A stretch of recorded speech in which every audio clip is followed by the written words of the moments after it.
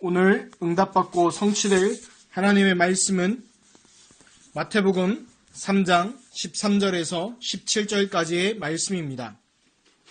이때에 예수께서 갈릴리로부터 요단강에 이르러 요한에게 세례를 받으려 하시니 요한이 말려 이르되 내가 당신에게서 세례를 받아야 할 터인데 당신이 내게로 오시나이까? 예수께서 대답하여 이르시되 이제 허락하라. 우리가 이와 같이 하여 모든 의를 이루는 것이 합당하니라 하시니 이에 요한이 허락하는지라. 예수께서 세례를 받으시고 곧 물에서 올라오실새 하늘이 열리고 하나님의 성령이 비둘기같이 내려 자기 위에 임하심을 보시더니 하늘로부터 소리가 있어 말씀하시되 이는 내 사랑하는 아들이요 내 기뻐하는 자라 하시니라. 아멘. 읽어드린 말씀으로 모든 의를 이루는 것이 합당하니라 란 말씀으로 말씀 증거하도록 하겠습니다. 우리 다 같이 신앙 고백하겠습니다. 주는 그리스도시요 살아계신 하나님의 아들이시니이다. 아멘. 지난주에 회개하라 천국이 가까이 왔느니라는 말씀을 드렸습니다. 그래서 세례 요한에게 중요한 사명과 말씀을 주셨던 것처럼 나에게 주신 사명과 말씀을 찾으라고 말씀을 드렸습니다. 그 응답을 많이 누리신 줄 믿습니다. 오늘 말씀은 모든 의를 이루는 것이 합당하니라 이 말씀 제목입니다. 근데 오늘 말씀을 보면요, 이게 어떻게 보면 잘 해석이 안 되죠. 세례 요한에게 예수님이 세례를 받는다. 말이 되나요? 말이 잘 안 되잖아요. 왜 그래요? 세례 요한은 인간이고요. 예수님은요, 신인데 그 신이신 예수님이 세례 요한에게 머리를 숙이고 그 세례를 받는다는 게 얼핏 보면 잘 이해가 되지 않습니다. 그리고 또 맞냐 틀리냐로 얘기를 하면, 굳이 맞냐 틀리냐 얘기하면 세례 요한이 예수님한테 세례를 받는 것이 맞는 것이겠지요. 그런데 오늘은 그 반대 장면이 나오고 또 예수님이요 세례 요한에게 설득하는 장면도 좀 납득이 잘 안 갈 수도 있습니다. 그런데 이제 중요한 건 하나 생각해야 될 게 있습니다. 뭐냐면 살다 보면 여러 가지 문제에 빠지는 경우가 있습니다. 그리고 실제로는 어떨 때는요, 불신자들은 겪지 않는 신앙의 갈등의 문제를, 아니면 오늘처럼 마치 불신자는 상관없겠죠. 세례 요한이 예수님한테 세례를 주냐 받냐 막 이런 갈등들 있잖아요. 근데 이런 게 교회 안에서 의외로 크게 작용하는 경우가 많아요. 봉사하다가, 아니면 어떤 거 하다가, 아니면 사역하다가, 전도운동 하다가 인간관계 갈등이나 상처나, 아니면 그저께 이제 아내가 질문하더라고요. 어떤 학생이 장학금을 400만 원 받았다는 거예요. 근데 이걸 11조를 해야 되냐 말아야 되냐 이런 고민들, 불신자는 안 하는 고민이잖아요. 그것 때문에 이제 실제로 고민되고, 또 자기는 장학금 탔는데도 더 알바해야 돼요. 왜? 400만 원 자기 만져보지도 못했거든요. 장학금 다 그대로 들어갔으니까. 그러니까 그 장학금 40만 원에 11조 내기 위해서 알바한다는 그런 우스운 경우가 나오는 거예요. 그게 뭔 얘기냐? 그가 얘기하는 게 뭐냐면, 좀 헷갈릴 수도 있죠, 사람들이. 아니, 그러면 율법적으로는 11조 드리는 게 맞지요? 물론 맞지요. 그런데요, 중요한 게 오늘 그 기준이, 오늘 그걸 얘기하는 거예요. 모든 의를 이루는 것이 합당하니라. 왜 예수님이 이렇게 하셨을까? 오늘 사람들은요, 그것 때문에 실제로요, 어떻게 되냐면, 심지어 교회도 떠나고요, 신앙까지 버리는 경우도, 더 정확하게 신앙 버리는 게 아니라 잘못 믿고 있다가 이제 떠나는 거죠. 그런데 오늘 이런 세례 요한의 대답에 예수님의 답변이 답이 되기를 예수님으로 축원합니다. 뭐냐면 이제 허락하라. 우리가 이와 같이 하여 모든 의를 이루는 것이 합당하니라. 왜 그렇게 얘기하냐면요, 문제와 사건을 판단하는 기준이 철저하게 육신적이거나 아니면 12가지 문제 속에 있으면요, 답이 보이지 않고 실제로 답이 좋은 결론이 났다 할지라도 본인과 그 문제 사건을 보는 분들이 시험에 드는 경우가 많습니다. 왜냐하면 하나님 말씀에 근거한다면 사람들이 율법을 들이댑니다. 근데 율법의 목적은 뭐예요? 죄를 깨달아서 그리스도가 필요하다는 걸 알게 하는 거예요. 그런데 그걸 들이대버리면 어떻게 되냐면, 율법을 들이대버리면요, 뭐가 나와요? 율법의 결과는 뭐예요? 죄가 나와요. 죄의 삭은 뭐예요? 사망이에요. 그럼 결국 율법을 들이면 뭐가 나와요? 너희 나쁜 놈아. 이렇게 되는 거예요. 진짜예요. 뭘 딱 적용하면 법으로 들이대면요. 법에서 자유로울 사람이 없어요. 율법에. 모든 인간 율법에 자유로울 수가 없어요. 다 죄인이에요. 율법에 딱 적용하면. 그러니까 어떻게 돼요? 결론이 어떻게 나와요? 나 죄인이네? 나쁜 놈이네? 그러면서 이제 뭐예요? 시험 드는 거예요. 그럼 어떻게 됩니까? 이제 자기 나쁜 놈이니까 둘 중에 하나 해야 돼요. 둘 중에 하나 해야 돼요. 회개를 하든가 아니면 떠나든가. 근데 사람들이 뭐가 더 쉬워요? 떠나는 게 쉬우니까 교회를 떠나버리는 거예요. 그런데 오늘 말씀 보면 그 기준이 아니라는 거예요. 결론부터 얘기하면요. 모든 판단 기준, 우리가 예수를 그리스도 믿고 하나님 자녀된 우리 전도자들은요. 판단 기준을 뭘로 둬야 돼요? 살리는 걸로 둬야 돼요. 어떤 거 살리는 것? 영적으로 살리는 것에 판단 기준을 둬야 돼요. 아니 근데 오늘 목사님 이제 허락하라 우리가 이와 같이 하여 모든 일을 이루는 것이 합당하니라. 이게 왜 그렇게 해석됩니까? 그거는 이제 본문에 가서 설명을 드리겠습니다. 이유가 뭐냐면 사람들이요. 왜 그런 복음을도 오해하고 율법도 오해하고 왜 이렇게 오해할까요? 그건 딱 하나예요. 하나님이 주신 것을 다 놓치고 뭘 붙잡았어요? 사단이 주는 올무, 함정, 덫에 빠져 있기 때문에 구원 못 받은 사람처럼 사는 거예요. 근데 억울하죠. 구원 못 받았는데 받았다고 착각하는 것도 억울하지만 구원 받아놓고 그 모든 축복, 신자의 축복 받아놓고 불신자처럼 사는 거예요. 왜 그래요? 먼저 각인 뿌리 채질 내린 게 있어요. 뭐가 각인 뿌리 채질 냈습니까? 세상에서는요. 얘기하는 게 전부 뭡니까? 뭐가 중요하다 가르쳐요 지금? 이제는 뭐가 중요하다 가르쳐요? 너가 중요하다 얘기하잖아요. 너가 중요하다 얘기해요. 결국 나가 중요하다 얘기해요. 나 중심으로 가는 거예요 다. 나 중심으로 해요. 근데 우리 인간은요 누구 중심이어야 돼요? 성경대로 얘기하면 하나님 중심이어야 돼요. 선악의 기준과 모든 판단 기준은 하나님 중심이어야 되는데 그 기준이 누구 기준? 나 기준으로 왔어요. 나한테 이득이 되고 유익이 되고 좋은 거면 선한 거다. 아니면 다 나쁜 것. 이런 식으로 되는 거예요. 그러니까 그걸 보고 뭐라고 그래요? 창세기 3장 하나님 떠난 문제라고 얘기하는 거예요. 나 중심으로 가는 거. 그리고 두 번째 뭡니까? 나 중심으로 가니까 당연히 뭐 중심으로 갈 수밖에 없어요. 영적인 거 다 놓치고 철저하게 육신적으로는 방향을 맞출 수밖에 없습니다. 그걸 보고 창세기 6장에 있는 물질 중심이라고 얘기하는 거예요. 그럼 그 물질 중심으로 가니까 당연히 이제 뭐밖에 갈 수밖에 없어요. 성공 중심이죠. 왜? 더 많이 벌고 많이 쓰고 내 더 좋은 거, 더 좋은 것, 좋은 것 그쪽으로 자꾸 가게 되니까요. 그거를 이제 창세기 11장에 바벨탑 성공 중심이라고 얘기하잖아요. 그럼 그게 이제 어떻게 됩니까? 문화로 바뀌어요. 사도행전에 보면 사도행전 13장에 보면 그게 뭐예요? 마술사가 돼요. 마술사가 누구 옆에 붙었어요? 총독 옆에 딱 붙어가지고요. 그 모든 판단을요 흐리게 만드는 거예요.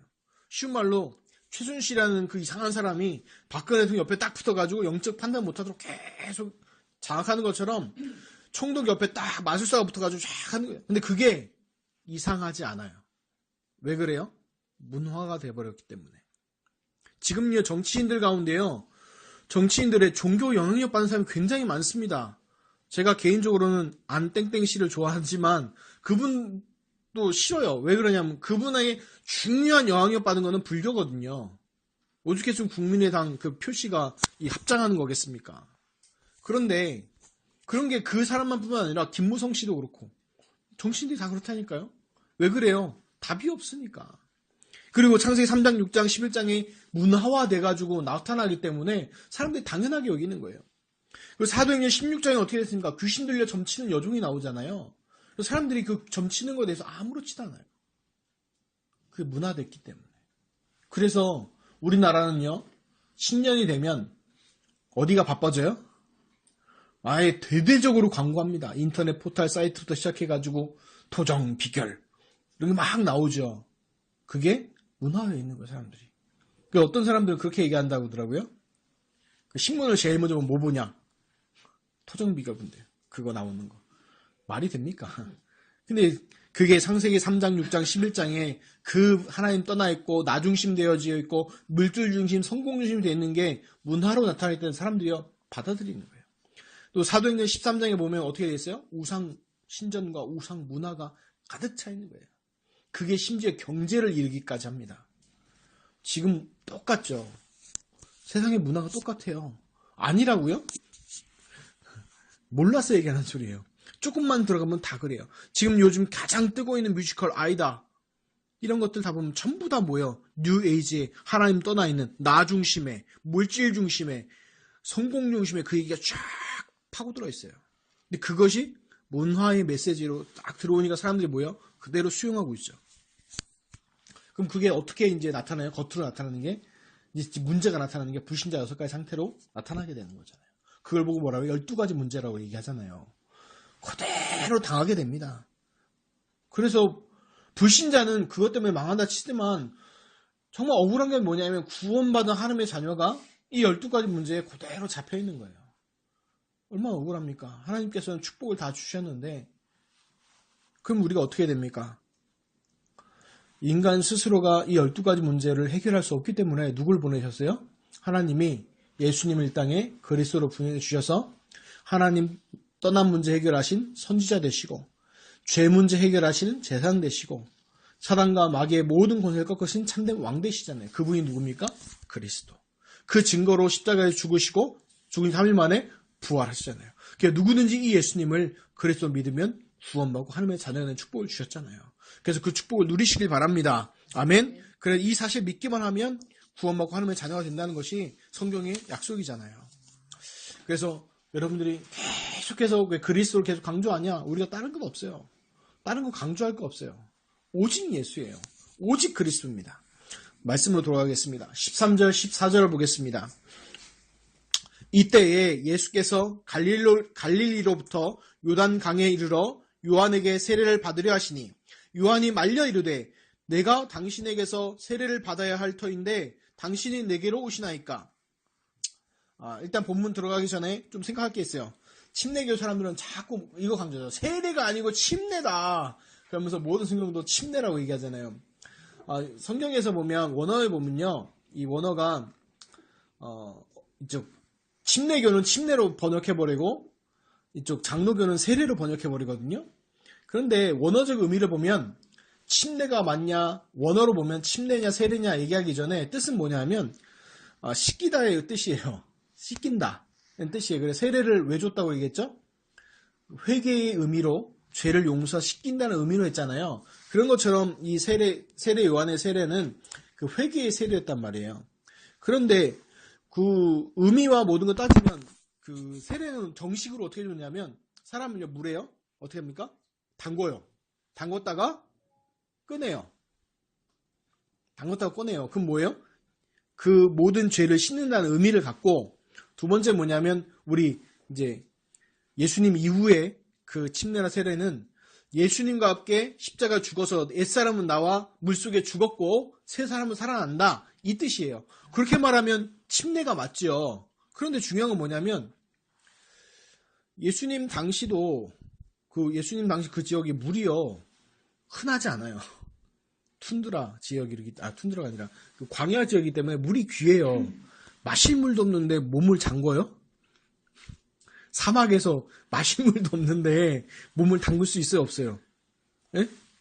아니요, 저쪽 추운 지방에 가면은 물에 들어갔다 나면 어떻게 돼요? 동태되죠.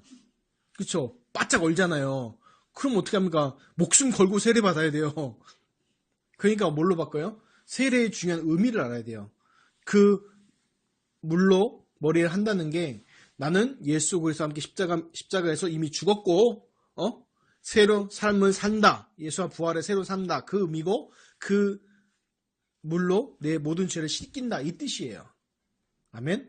그래서 그 의미를 아시기 바랍니다. 그러면 그렇게 안 되면요. 또 어떻게 됩니까?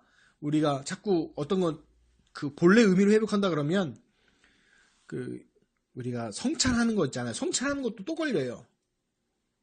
실제로 그럼 예수님의 살과 피를 뜯어먹어요? 네? 그래서 오해 샀어요. 왜냐하면 그 성찬 우리 할 때도 봤잖아요. 이 떡은 예수 그리스도의 몸을 상징합니다. 이 피는 예수의 피를 상징합니다. 그래서 예수님이 얘기하잖아요. 내 살과 피를 먹고 마시지 않는 자는 구원할 수 없다 얘기하니까 유대인, 로마인들이 듣고는 어머 쟤네들 봐라 사람을 뜯어먹네 이렇게 오해할 수도 있었어요. 근데 그게 아니라 뭐 하는 거예요? 예수 그리스도의 죽으심과 부활을 뭐 하는 거예요? 기념하는 거잖아요. 예수 그리스도를. 그렇죠? 그래서 우리는 그 예수 그리스도의 죽으심과 부활과 죄 용서하심을 기념하는 거지 그거에 막 의미를 두고 파고 들어가지 마시기 바랍니다. 자, 그래서 원래 들어가서 보면 그럼 세례 요한의 세례는요 회개의 세례였어요. 근데 예수님이 회개가 필요합니까? 여기서 이제 잘 생각해야 돼요. 예수님이 회개가 필요하다고 얘기하는 순간 어떻게 돼요? 예수님이 신인 걸 부인하는 거예요.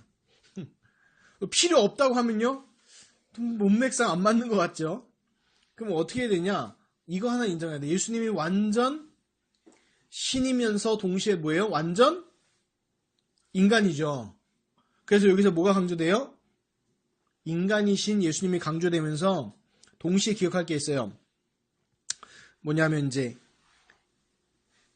예수님의 그 세례를 받는다는 의미가 이상하고 이해 안 되는 게 아니라 뭐냐면 이제 이따 15절에 얘기하겠지만 예수님의 공생의 시작을 선포하는 것과 동시에 이거예요. 예수 그리스도 십자가의 죽으심을 준비하는 거예요. 그러니까 완전 인간이면서 대속물로 주려 하는 것에 그 의미를 두고 있어요. 뭐냐면 양을 이제 양이나 소를 나중에 희생제물로 드릴 때 그냥 잡아와서 죽이지 않습니다. 뭐예요? 깨끗하게 뭐예요? 씻겨요. 씻겨요. 그리고 그때부터 예식이 이제 그 제사 의식이 시작되는 거예요. 그럼 예수님이 공생의 3년 시작하는 그게 이제 뭐의 사명을 감당하시는 거예요? 제사장의 사명을 감당하시는 거예요. 선지자, 제사장, 왕의 사역, 그리스도의 사역을 감당하시는 거죠. 그걸 봐야 돼요. 그걸 못 보면 논란 자체가 이제 말이 안 되는 거예요. 세례 요한에게 세례를 받는다는 것도 이상하고 또 안 받는 것도 뭔가 안 맞고 그 얘기를 하는 거예요. 그래서 15절 봅니다. 예수께서 대답하여 이르시되 이제 허락하라. 우리가 이와 같이 하여 모든 의를 이루는 것이 합당하니라 하시니 이에 요한이 허락하는지라. 자, 우리가 이와 같이 하여 우리가 누굴 얘기하는 거예요? 예수님만 얘기하는 게 아니라 요한하고 세례 요한과 예수님 동시에 얘기하는 거예요. 우리가 이와 같이 하여 모든 의를 이루는 것이 합당하니라. 왜 세례가 필요했냐? 바로 아까 말씀드린 예수님의 공식적인 공생의 시작에 선포면서 동시에 제사장적 임무예요. 그때 당시 예수님의 나이가 대략 30세라고 보고 있어요. 근데 왜 30세가 중요하냐면 제사장의 직무를 시작하는 나이가 몇 살일까요? 과연? 맞아요. 30살. 눈치가 빠르시네요. 30살이 되면 이 제사장의 직무를 수행할 수 있어요. 그래서 예수님의 그 일 하시는 그 공생의 사역의 시작이 그 의미를 두고 있는 거예요. 그 선포 기준이. 그럼 그 전에는 안 하셨냐? 그 전에는 자기가 맏아들로서의 사역과 그 일들을 다 하셨죠. 자, 그런데 그게 여기서만 끝나는 거냐? 아니요. 요한복음 1장 29절에도 세례 요한이 예수님을 보고 이렇게 얘기합니다. 이튿날 요한이 예수께서 자기에게 나오심을 보고 이르되 보라 세상 죄를 지고 가는 하나님의 어린 양이로다 라고 얘기합니다. 그리고 마태복음 20장 28절에도 예수님이 이렇게 얘기합니다. 인자가 온 것은 섬김을 받으려 함이 아니라 도리어 섬기려 하고 자기 목숨을 많은 사람의 대속물로 주려 함이니라 라고 말씀하고 계십니다. 결국 그분 세례 요한의 그 세례는 뭘 상징하는 거예요? 예수 그리스도의 죽으심을 준비하는 그것을 얘기하는 거예요. 결국은 그 공생의 시작과 예수님의 그리스도의 그 사역의 완성에 대해서 중요한 것을 선포하고 얘기하고 있는 것입니다. 그럼 여기서 말하는 모든 의가 뭘까요? 모든 의. 성경에 하나님의 의. 이게 뭘 얘기할까요? 의. 의로울 의자 쓰는데 그 하나님의 의, 하나님의 의로움을 뭘 얘기하냐? 성경은 딱 한 가지 얘기해요. 바로 뭐예요? 영혼 구원하는 구원 사역을 얘기하세요. 여기 성경에서 말하는 모든 의, 그 세례 요한이 단번에 이해하고 예수님한테 세례를 주었던 이유가 뭐예요? 이게 위치상으로나 뭘로 봐도 세례 요한이 도리어 예수님한테 세례를 받아야 되지만 그 구원 사역과 그 모든 사역을 이루는 것에는 그 순서가 맞다는 거예요. 그러니까 뭐예요? 세례 요한이 그걸 세례를 베풀죠. 그래서 하나님의 의가 마태복음에서는 굉장히 중요하게 나옵니다. 그래서 마태복음 6장 33절에 너무 잘하는 말씀이죠. 뭐라고 합니까? 너희는 먼저 그의 나라와 그의 의를 구하라. 그리하면 이 모든 것을 너에게 더하시리라. 이거를요, 사람들이 자꾸 성경을 자기 마음대로 해석해서 모든 것을 더하시리라 하면서 이거 중요하게 여기는데, 아니요. 마태복음 6장 33절은 뭐가 중요한 거예요? 그의 나라와 그의 의, 그게 중요하죠. 그게 초점이 맞춰져 있잖아요. 그래서 그것이 그의 나라, 그의 의가 뭡니까? 바로 하나님의 나라, 오직 예수 그리스도 하나님의 나라, 오직 성령. 그 뭐예요? 예수 그리스도의 구원을 얘기하고 있는 거예요. 그래서 우리의 판단 기준도요, 예수님처럼 영혼 살리는 기준이 돼야 돼요. 세례 요한이나 예수님도요, 무슨 기준이에요? 왜 이런 절차를 밟았어요? 영혼 살리기 위해서. 그 구원 사역을 이루기 위해서. 더 정확하게 구약에 예언된 그 말씀들을 성취하기 위해서 이렇게 하신 거예요. 그러면 지금 우리도 마찬가지예요. 우리의 판단 기준, 또는 구원 사역의 기준, 모든 걸 두는 거 뭘로 둬야 돼요? 영혼이 사느냐 안 사느냐를 봐야 되는 거예요. 영혼이 산다면 올인해야죠. 뭐예요? 생명도 걸어야죠. 그런데 그렇지 않다면요, 다 양보해야 돼요. 먹을 것도 양보하고 모든 거 다 양보해야 돼요. 왜 양보해야 됩니까? 의미가 없으니까. 자, 그래서 하나님의 판단 기준은요, 율법이 아니에요. 왜 그러냐면 율법에 아까 말씀드렸죠. 성경에 맞지만 정죄가 목적이기 때문에 율법은 죄를 깨달아서 그리스도가 필요한 걸 알게 하기 위해서 준 게 율법이란 말이에요. 자, 그래서 이번 주간이 아까 말씀드렸다시피 세계 선교대회 기간이죠. 그래서 많은 선교사님들이 옵니다. 또 선교사 훈련도 있어요. 또 많은 일들이 벌어집니다. 근데 어떤 분들이 그러죠. 아니, 우리 한국 복음만 다 못했는데 세계 복음만 해야 되냐. 그건 몰라서 하는 소리죠. 그리고 또 저는 우리 그리스도 제자교회가 작잖아요. 미자립이고 막 그런데 무슨 필리핀에 갑니까? 또 반기업 선교 가는데 뭐 거기 갑니까? 쉬운 말로 지금 내가 닥친 문제도 힘들어 죽겠는데 무슨 얼어 죽을 무슨 세계 선교고 뭐 필리핀을 가십니까? 아니요. 저는 이렇게 답을 얻었어요. 우리가 이와 같이 하여 모든 의를 이루는 것이 합당하니라. 하나님께서 우리가 작더라도요, 선교에 방향 맞춰야 돼요. 왜? 하나님의 관심과 하나님의 뜻은요, 많은 사람들 영혼 살리는 것에 있기 때문에 그래요.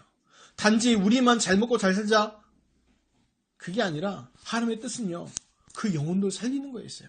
우리 민족 한국만 아니에요. 어제 어떤 영상을 보니까 재미있는 거 얘기하더라고요. 뭐냐면 우리 DNA에 중요한 정보들이 들어가 있다는 거예요. 그래서 자녀들의 정보가 어떻게 되냐면 엄마 DNA 50%, 아빠 DNA는 50% 받는다는 거예요. 자, 그러면 엄마 아빠의 DNA는 어떻게 될까요? 할머니, 할아버지의 DNA가 50% 섞이겠죠. 그렇죠? 그럼 이렇게 쭉 그러니까 DNA를 보면 조상의 DNA가 다 나온다는 거예요. 그러니까 누가 나온지 나온다는 거예요. 그리고 재미있는 거 나오더라고요. 그러면서 어떤 분들 거 나오는데 막 민족주의자들 있잖아요. 그 사람들 거 DNA를 분석해 본 거예요. 분석해 봤는데 어떤 사람은 독일인을 진짜 싫어하는데 자기 DNA에 독일인의 피가 섞여 있는 거예요. 독일 민족에. 어떤 사람은 투르크, 아무튼 터키 그쪽 되게 싫어하는데 자기 혈통 속에 터키인의 피가 섞여 있는 거예요. 그 심지어는 어떤 게 있었냐면 그 클래스 룸에 한 몇십 명 있었는데 사촌이 있는 걸 발견한 거예요. 몰랐었는데 사촌이 있는 거. 왜냐면 DNA를 해보니까 너무 비슷하잖아. 나오니까 해보니까 사촌인 거라. 그래서 막 서로 울고 하더라고요. 그 얘기를 왜 하냐면요, 이 지구는요 민족으로 민족주의, 애국주의가 아니라 다 한 피예요. 결국 누구의 후손이에요? 아담과 하와의 후손이에요. 누구의 후손이에요? 노아의 후손이에요. 다. 그래서 전부 다 뭐예요? 지구는 전부 뭐예요? 다 사촌이에요. 다. 그래서 우리만 복음 듣고 끝나는 게 아니라 가서 살려야 돼요. 아멘. 그래서 오시는 선교사님들도 꼭 기도해주세요. 그분들이 정말 이번 선교대회 기간 통해서 중요한 언약 붙잡고 정말 그리스도 언약 붙잡고 정말 돌아가셔서 그 나라 국가와 민족을 살리는 응답을 보게 하시고, 또 목사님 필리핀 바교에 가셔서 헛소리하지 마시고 오직 예수가 그리스도심의 정확한 복음을 증거해서 그분들을 살리는 축복의 응답 받게 해달라고 그 기도 부탁드립니다. 16절하고 17절 봅니다. 예수께서 세례를 받으시고 곧 물에서 올라오실새 하늘이 열리고 하나님의 성령이 비둘기같이 내려 자기 위에 임하심을 보시더니 하늘로부터 소리가 있어 말씀하시되 이는 내 사랑하는 아들이요 내 기뻐하는 자라 하시니라. 아멘.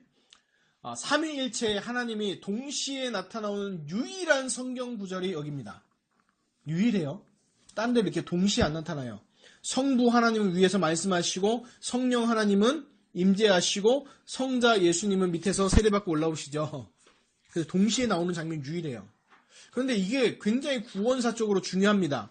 왜 그러냐면 성부 하나님께서 구원에 대한 중요한 계획을 실현하시고 계획하시고 예언하시고 성자 예수님께서 이 땅에 오셔서 십자가에 달려 죽으시고 부활하심으로써요 그것을 완성하시고요.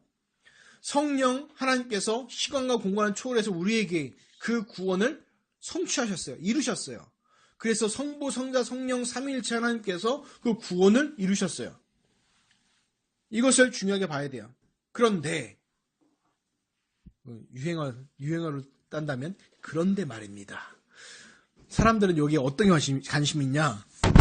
성령이 비둘기같이 내려. 비둘기같이 내린 게 뭐냐? 강림하셨다고요. 성령이 이렇게 내려오셨다고 그 얘기지. 비둘기냐 비둘기 형상이냐 막 이렇게 제가 주석을 보니까 그걸로 신학적 논쟁이 대판 붙더라고요. 그래서 늘 얘기합니다. 쓸데없는 걸로 하지 마시고 영혼 살리는 선택과 방향을 맞추시기 바랍니다. 아멘. 근데 우리가 봐야 될 게 뭐냐면 예수님 오시기 전 400년 동안 말씀이 끊어진 시대였어요. 예수님 오시기 전 400년 동안 말씀이 없어요. 선지자가 나와서 말을 안 전해줘요. 그러니까 선지자가 없었어요. 중간에 이렇게 기도하는 몇 명도 있었지만 없었다니까요. 끊어졌는데 어떤 일이 벌어졌어요? 하늘 문이 열리고 어떻게 됐어요? 하나님의 말씀이 하늘로부터 소리가 있어서 내려왔죠. 그 얘기는 뭘 얘기할까요? 그 말씀이 끊어진 시대가 이제 뭐였어요? 끝났다는 거예요. 하늘 문이 열리고 또 어떤 분들은 이렇게 붙어요. 하늘 문이 열리면 또 하늘이 이렇게 스카이가 쪼개진 걸로 얘기하는데 그거 얘기하는 게 아니에요. 그 얘기하는 게 아니라 영적인 거 그것을 얘기하는 거예요. 이렇게 하늘의 문이 열려서 하나님과 우리의 맡고 있었던 그 궁창이 열리고 하나님과 우리가 바로 통할 수 있는 그게 예수님께 열렸다는 거예요. 그래서 성령이 임하시고 그때부터 뭐가 돼? 하나님의 말씀이 임하신다는 거예요. 어디 말씀하고 비슷하죠? 요한복음 1장, 눈치 빠르면 알죠? 요한복음 1장 1절에서 14절. 그 말씀이 육신이 되어 육신 가운데 거하심에 독생자의 영광을 보니 곧 나사렛 예수 그리스도시니라. 그분을 얘기하는 거잖아요. 자, 그래서 400년 동안 말씀이 끊은 시대에서 구원을 완성할 분 예수 그리스도께서 오시니까 그 모든 것이 열린 거예요. 막혔던 담들이 뚫리기 시작하는 거예요. 그래서 나중에 예수님이 십자가에 죽으실 때 어떤 일이 일어났어요? 표현적으로 하나님의 임재를 상징하는 지성소와 성전에서 그 막고 있었던 그 담장과 지성소가 어떻게 돼요? 쫙 갈라져 버렸죠. 막고 있는 게 뚫렸다는 얘기입니다. 자, 그래서요, 여러분 이거 생각하셔야 돼요. 그 예수님, 구원의 완성님을 예수님한테 내 사랑하는 아들이요 내 기뻐하는 자라 하시느라 이 예수 하나님의 마음이 지금 우리에게 어떻게 여기겠습니까? 지금도 우리 예수 그리스도의 복음을 알고 복음 전하기 위해 전도자의 선 우리의 모습을 보신 하나님께서 얼마나 기뻐하시겠습니까? 그렇죠. 그래서 구약에 나오잖아요. 스바냐 3장 17절 보면 나오잖아요. 노래도 찬양도 있잖아요. 너의 하나님 여호와가 너의 가운데 계시니 그는 구원을 베푸실 전능자시라. 그가 너로 말미암아 기쁨을 이기지 못하시며 너를 잠잠히 사랑하시며 너로 말미암아 즐거이 부르며 기뻐하시리라 하리라. 이게 예수님에 대한 얘기도 하지만 누구도에 대한 얘기예요?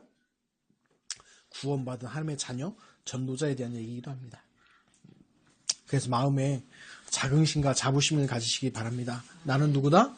나는 구원받은 하나님의 자녀다. 나는 누구다? 나는 예수 그리스도의 복음을 전하는 전도자다. 그 자긍심과 자부심이 가지시기를 예수 그리스도 이름으로 축원합니다. 결론을 내리겠습니다. 모든 의를 이루는 것이 합당하니라. 이 말은 뭡니까? 우리의 선택과 기준, 판단의 기준이 영혼 살리는 방향으로 가기란 말입니다. 아시겠죠? 모든 선택과 판단 기준을요, 영혼 살리는 쪽으로. 우리 랩런트들 이제 뭐 짝을 나누고 막 이렇게 하잖아요. 그것도 영혼 살리는 기준으로.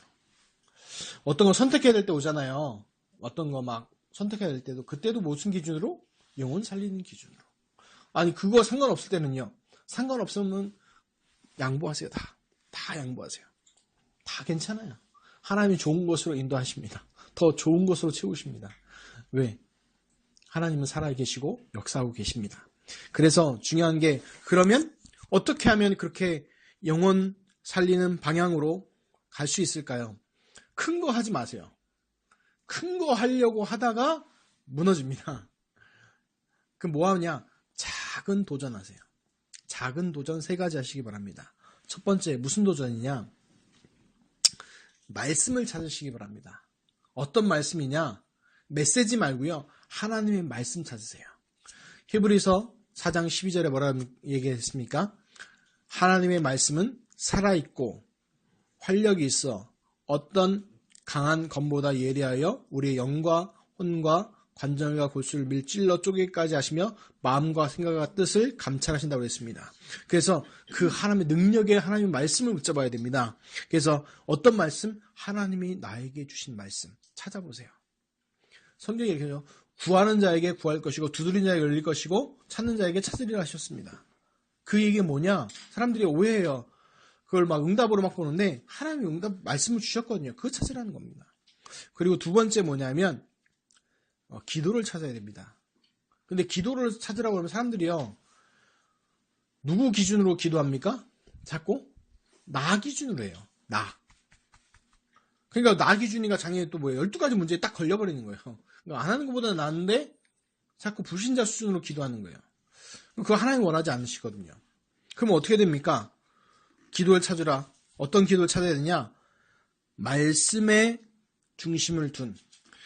아까 처음 말씀 찾을 때 하나님이 나에게 주신 그 말씀 가운데에서 기도가 나와야 돼요. 그냥 기도가 아니라. 알겠습니까? 그러면 성경을 가지고 인물들 몇 가지 갖고 얘기할게요. 3번째부터 얘기합시다. 그때 나오는 거기서 뭐 해야 돼요? 아주 작은 실천 1가지. 큰 실천 말고 내가 할 수 있는 작은 실천 1가지 찾으세요. 그거 하면 돼요. 자, 예를 들어 볼게요. 요셉을 갖고 예를 들어 봅시다. 요셉을 갖고 예를 들어 볼게요. 요셉은 보세요.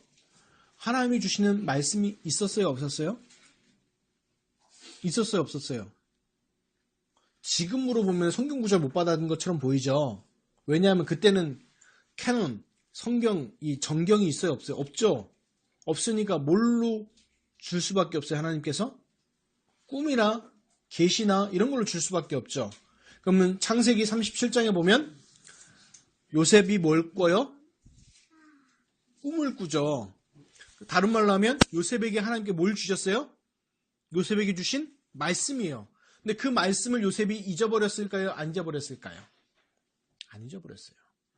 그러니까 창세기 39장에 보니까 어떻게 돼요? 하나님께서 요셉과 함께 하심으로 요셉이 형통한 자가 되었더라 하죠. 그게 뭐예요? 요셉이 누렸던 기도예요. 계속해서. 다른 말로 무시기도로 계속 누렸다는 얘기죠. 그 안에 나온 기도. 그럼 3번째, 그러면 요셉이 실천했던 게 뭘까요? 얘기하면 뭐예요? 요셉이 자기가 맡은 그 작은 것에 뭐 했어요? 실제로 하나님께 하듯이 충성했어요. 실제로. 작은 거 했잖아요. 요셉이 갑자기 뭐 나라를 구하는 막 이거 했어요? 아니요. 종이었을 때는 뭐 했어요? 종으로 자기가 할 수 있는 본분을 다 했어요. 그럼 감옥에 갔을 때는요? 감옥에 들어가서도 그랬어요. 나중에 어디에 총리가 돼서도 그래요. 알겠습니까? 근데 그게 쌓여서 뭐가 돼요? 그 중요한 하나님의 일을 할 수 있는 것들이 만들어지는 거예요. 우리는요, 자꾸요, 반대로 합니다. 큰 거 바라봐요. 큰 거. 한 방에. 어떻게 하겠다. 하나님의 방법이 아니에요. 쌓여갑니다. 다윗도 그래요. 다윗도 중요한 거 봤죠? 뭐 받아요? 뭐 받아요? 다윗이 그 양치일 때, 뜰에 있을 때 하나님의 말씀을요, 묵상하면서요, 찬양합니다. 작곡을 해요. 작사, 작곡해요. 하나님 주신 말씀들, 그 은혜에 감사하여. 그러다가 중요한 말씀을 받죠? 사무엘을 통해서 어떤 말씀 받아요? 너는 뭐 될 거다? 너는 왕이 될 것이다. 말씀을 받아요. 그걸 뭐 할까요? 기도하죠. 그거를 계속 묵상하고 기도했겠죠. 근데 그게 나중에 뭘로 연결돼요? 자기가 양칠 때 자기가 양 한 마리 잃지 않기 위해서 뭐래요? 물맷돌 돌리죠. 근데 그거 물맷돌이 나중에 누굴 때려잡아요? 골리앗을 잡아버려요. 대박. 그쵸? 작은 것이었어요. 자기가 맡겨준 양 한 마리 잃지 않게 했던 것이 나중에 뭘로 연결돼요? 골리앗으로. 그 당시에 수많은 양치가 있을 텐데 골리앗을 잡은 건 누구예요? 다윗이에요. 왜요? 하나님께서 주신 양 한 마리 잃지 않게 하기 위해서 자기가 했을 때에 그것이 연결되는 거예요. 무슨 말인지 알겠어요? 이 세 가지 여러분 사모를 하는 게 그냥 끝나는 게 아니라니까요. 쌓여서 중요한 응답으로 연결됩니다. 그래서 지금 렘넌트 때의 응답이 안 온다. 낙심하지 마세요. 괜찮아요. 다윗이나 요셉이나 이 사람들요. 여러분보다 더 어려웠지? 안 그랬어요. 그래서 얘기하는 거예요. 모든 의를 이루는 것이 합당하니라. 어떻게 하면 영혼 구원과 그 방향에 맞출 수 있을까요? 사모는 속에 그 방향 속에 있을 때 연결됩니다. 그래서 매일 쌓이면요. 뭐가 보여요? 하나님의 인도하심이 보여요. 나를 이끄시고 이끌어 가심이 보이기 시작합니다. 그러면 뭐가 돼요? 이게 이 찬양이 나와요. 주와 같이 길 가는 것 즐거운 일 아닌가. 우리 주님 걸어가신 발자취를 걷겠네. 한 걸음 한 걸음 내가 매일 기쁘게 순례의 길 행함은. 아멘. 그런 고백이 나옵니다. 그 고백이 우리 렘넌트의 고백, 그리스도 제자교회 우리 성도분들의 고백이 되시기를 예수 그리스도의 이름으로 축복합니다. 기도하겠습니다. 하나님 감사합니다. 오늘 말씀 통해서 모든 의를 이루는 것이 합당하니라 말씀 주셨습니다. 하나님, 우리가 어떻게 하면 하나님께서 주신 이 축복, 이 구원의 선택과 구원의 그 축복 속에 늘 누릴 수 있겠습니까? 하나님, 작은 도전, 사모를 작은 실천들을 하게 하여 주옵소서. 하나님, 그 사모를 하는 동안에 하나님 말씀 찾을 때에 성령께서 그 말씀의 중요한 의미와 그 축복들을 발견케 하여 주옵시고, 실제로 기도할 때에 우리 렘넌트들이 자기 소원을 두고 기도하는 것이 아니라 하나님, 우리 렘넌트들과 우리 성도분들이 정말 하나님의 언약을 붙잡고 기도하는 축복이 있게 하여 주옵시고, 저 실천으로 나의 아주 작은 것 한 가지를 실천해서 그 실천이 쌓여져서 영혼 구원하는 데 쓰임받는 축복들이 넘치게 하여 주옵소서. 하나님, 특별히 또 세계 선교대의 주관입니다. 하나님, 오고 가는 많은 선교사님들에게 성령 충만과 오력을 더하시고, 또 특별히 또 제가 필리핀에 가게 됩니다. 필리핀 선교지에서 다른 것 말하지 않게 해주시고 오직 예수 그리스도를 증거하는 축복과 하나님 그 가운데에 정말 중요한 제자들이 세워질 수 있도록 성령께서 역사하여 주옵소서. 감사드리며 우리 주 예수 그리스도 이름으로 기도드리옵나이다. 아멘.